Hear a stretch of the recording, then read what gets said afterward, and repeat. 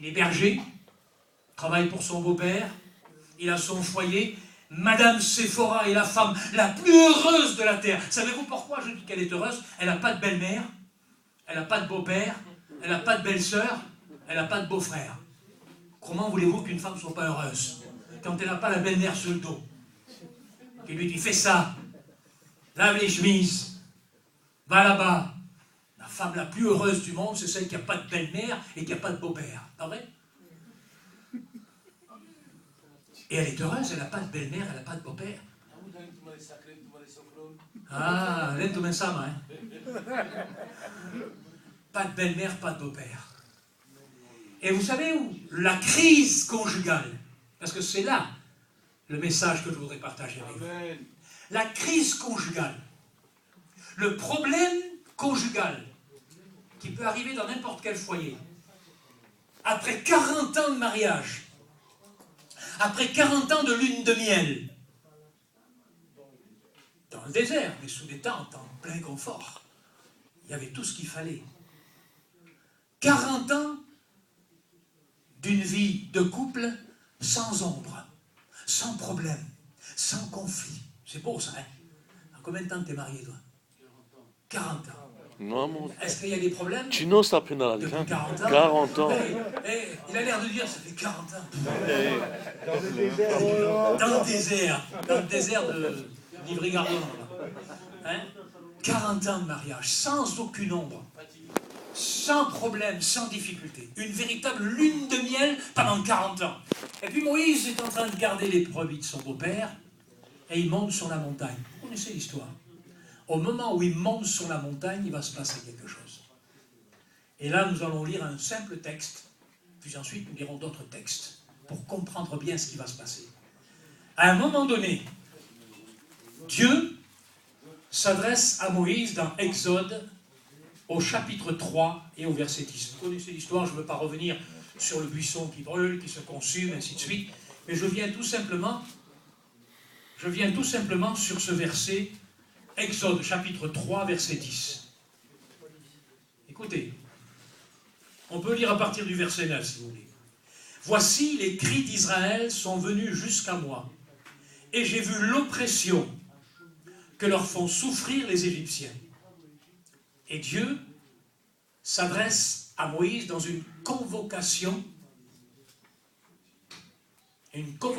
solennelle pour l'envoyer comme un ministère.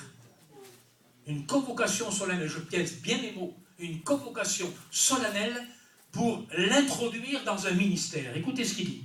« Maintenant va, je t'enverrai auprès de Pharaon et tu feras sortir d'Égypte mon peuple, les enfants d'Israël. Maintenant va. » Un appel au ministère. Un appel au ministère qui a échoué au début parce que personne ne l'avait appelé. C'était ses sentiments à lui. C'était son émotion à lui. Est-ce que vous comprenez ce que je veux dire? 40 ans auparavant, c'était sa sensibilité à lui qui lui avait donné une vision émotionnelle dans laquelle il a cru, lui, qu'il allait être le sauveur des enfants d'Israël. Mais il n'avait ni l'appel, ni le temps, ni le moment, ni les moyens pour remplir le désir de son cœur, pour réaliser le désir de son cœur. Il n'avait que des bonnes intentions, mais avec des bonnes intentions, on ne peut pas servir Dieu. Il faut l'appel au ministère. L'appel au ministère. Et ça, je le dis.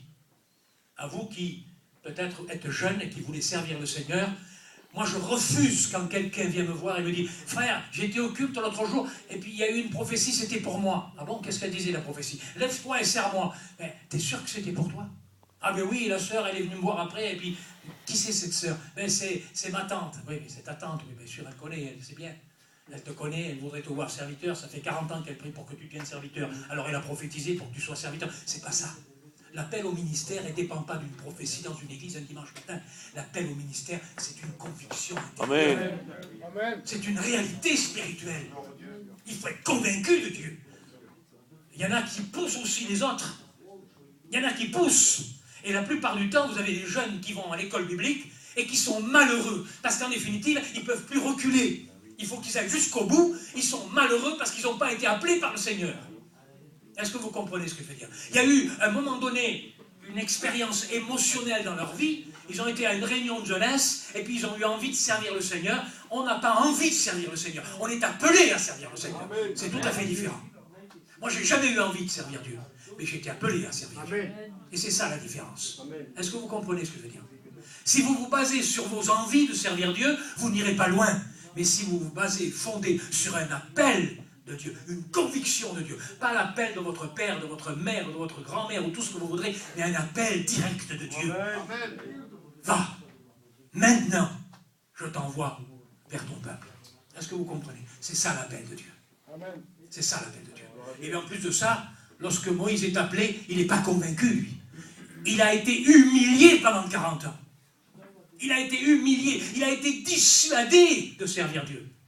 Il a été découragé de servir Dieu. Parce que quand on fait des échecs, on n'a plus envie de servir Dieu. Mais quand Dieu vous appelle, même qu'on n'a pas envie, Dieu nous donne la force. C'est tout à fait différent. Tout à fait différent.